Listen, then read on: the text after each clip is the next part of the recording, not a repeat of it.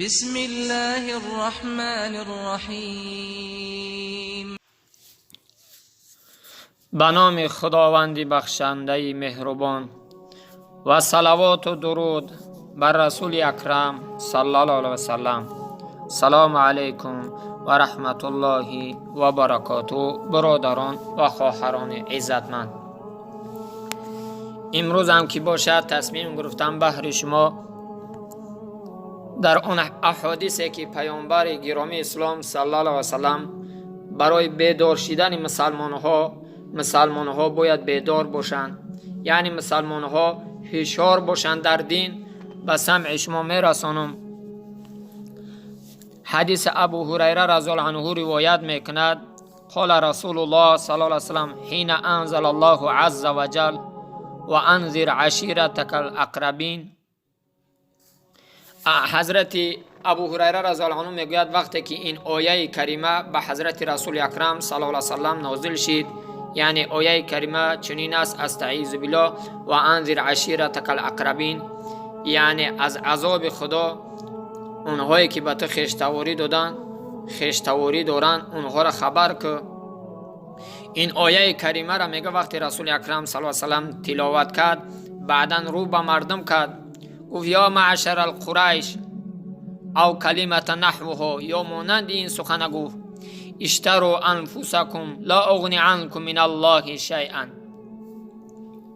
عزیزان دل، در این سخنی که رسول اکرم صلی الله علیه و سلم میگوید، اگر انسانی که به خدا و به پیامبر و به روز قیامت ایمان داشته باشد باید بیدار شود، باید آگاهی پیدا کنه که پیامبر چی میگه. ای مردم قریش، یا به اصطلاح امروزه بگیم ای مردم مسلمانی که دعوا میکنید، پیرو رسول اکرم صلی الله علیه و سلم ای مردم قریش، یا مانند این سخن گفت. چی گفت رسول اکرم؟ اشتروا انفسکم، بخرید نفس های خودتون ایچی از عذاب خدا. لا اغنی عنکم من الله شیئا، هیچ کاری از دست من نمیآید نزد پروردگار برای شما دستگیری شما. یعنی خودت چیکار کنه؟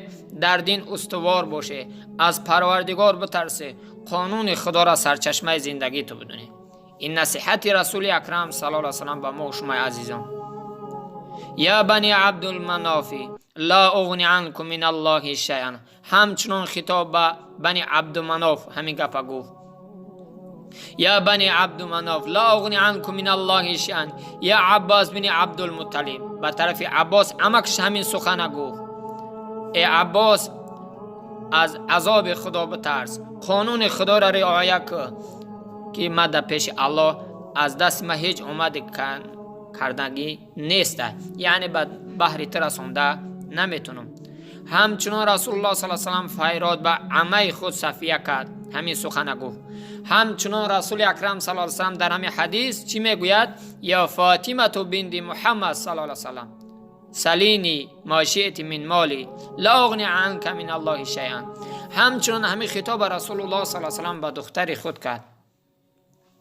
به همین خاطر عزیزان دل، ما باید به عملایی که اندکی کردیم ننالیم، کوشش کنیم که عملای صالح بسیار کنیم، کوشش کنیم که در نظر ما گناه ها مبتوا، نه عملی صالح.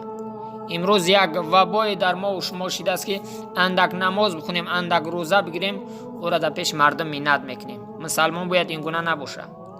مسلمان هر چند طاعت بندگی میکنه باز به تضرع به رحمت الله امیدوار باشه، نه با او اندک صدقه میکنیم یا روزه میگیریم یا نماز میخونیم با او چیکار نکنیم؟ تکیه نکنیم، او را حوالش به الله کنیم.